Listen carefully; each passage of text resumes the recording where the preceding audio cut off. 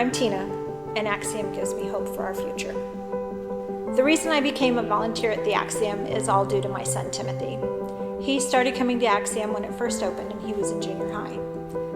He came home after hanging out with his friends, and he would tell me, "Mom, you should really become a volunteer at Axiom." And I would always tell him, "Tim, trust me, you don't want your mom hanging out with you and your friends." And a few days later, time would go by, he'd come back to me again and he'd say, "Hey Mom, you should really think about volunteering at the Axiom." And I'd tell him, "Trust me on this. You don't want your mom hanging out with you and your friends." And then one day he comes home and he says, "Mom," he says, "you've got to come down there because these kids need you." And that's when my life changed. I've seen Axiom impact many kids over the years, and it's hard to pick out just one story. We've had students that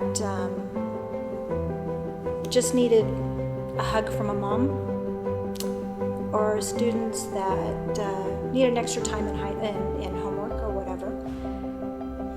And then there is times that you get these students that you see that just really need that extra hand.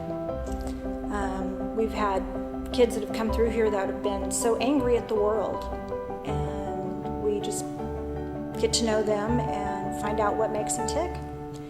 And we've seen kids that have come in here that would just not get along with anybody, not want to talk, but yet once we get to know them,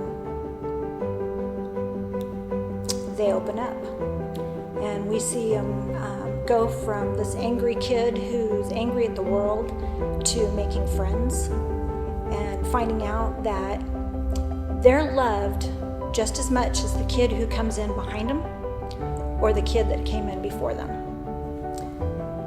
And you just see them just blossom and bloom and just grow into somebody who can be a part of our community.